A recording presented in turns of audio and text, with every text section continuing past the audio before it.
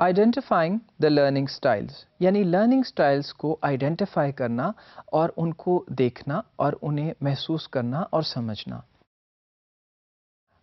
اب ہم نے کچھ لرننگ سٹائلز جو تھے ان کو جنرل لرننگ سٹائلز کو ڈسکس کیا اور دیکھا، اور ہوم اسکولنگ پیرنٹس کے لیے یہ بہت ضروری ہے کہ وہ انڈرسٹینڈ کریں کہ جن بچوں کو وہ تعلیم سے آراستہ کرنے جا رہے ہیں ان کا لرننگ سٹائل کیا ہے، یا وہ ان سب لرننگ سٹائلز میں سے کیا ایک یا دو یا تین سٹائلز کا ایک مکس ہے۔ یعنی ایسا بھی ہو سکتا ہے کہ وہ دو تین لرننگ سٹائل کا ایک مکسچر ہو جو وہ بچہ اڈاپٹ کرتا ہے اور انڈرسٹینڈ کرتا ہے اور وہ بہتر ہے اس کے لیے۔ Best suited methods. By identifying the learning styles that best suit a child, parents would possess the information that allows them to proactively find methodologies to help children on the path of successful learning. اور learning styles کو identify کرنے سے parents کو ایسی methodologies کو وضع کرنے میں یا ایسے طریقہ کار کو وضع کرنے میں خاطر خواہ مدد ملتی ہے جس کے ذریعے وہ بچوں کو بہترین طریقے سے ایجوکیٹ کر سکیں۔ اگر لرننگ سٹائلز کو آئیڈینٹیفائی نہیں کرتے تو پھر ایسا ممکن ہے کہ لرننگ ٹھیک طرح سے نہ ہو پائے کیونکہ آپ نے اپروپریٹ میتھڈالوجی نہیں اپنائی۔ For instance, if it's a musical learner and you are applying the strategy of a different kind, for instance the visual learner, تو ہو سکتا ہے کہ یہ آپس میں ان کا ٹکراؤ ہو اور بچہ سیکھ نہ پائے،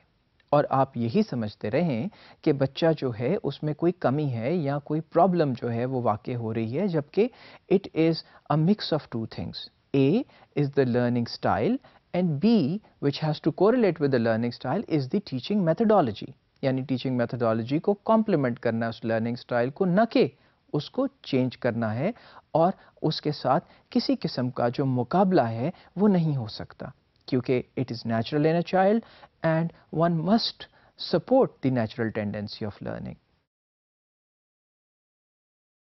دا اسٹرگلنگ چائلڈ، اب وہ بچے جو کہ کوشش کرتے ہوئے نظر آتے ہیں۔ Often children struggle in the classroom and the teacher is unable to identify the reasons as they have more than a few children to teach. اور کئی دفعہ جو بچے اسٹرگل کرتے ہوئے، محنت کرتے ہوئے، کوشش کرتے ہوئے نظر آتے ہیں باقی پوری کلاس کے ساتھ ہم آہنگ ہو کے چلنے کی، تو اس وقت جو ٹیچرز ہیں وہ ایک کنونشنل کلاس روم میں اٹینڈ نہیں کر پاتے انڈیویجول نیڈس کو اور لرننگ سٹائلز کو۔ اس کی وجہ یہ ہے کہ ان کے پاس ایک سے زیادہ بچے ہیں جنہیں انہوں نے توجہ دینی ہے، اور اس توجہ کے تحت وہ کسی ایک بچے کے لرننگ سٹائل کو ایمفسائز کر کے میتھڈالوجیز کو وضع نہیں کر پاتے۔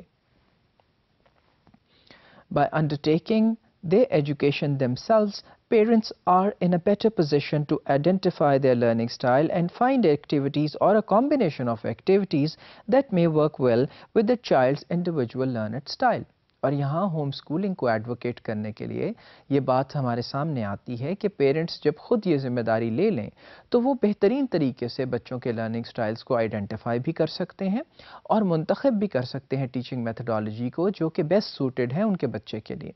جبکہ کنونشنل کلاس روم کے اندر شاید یہ ممکن نہ ہو پائے۔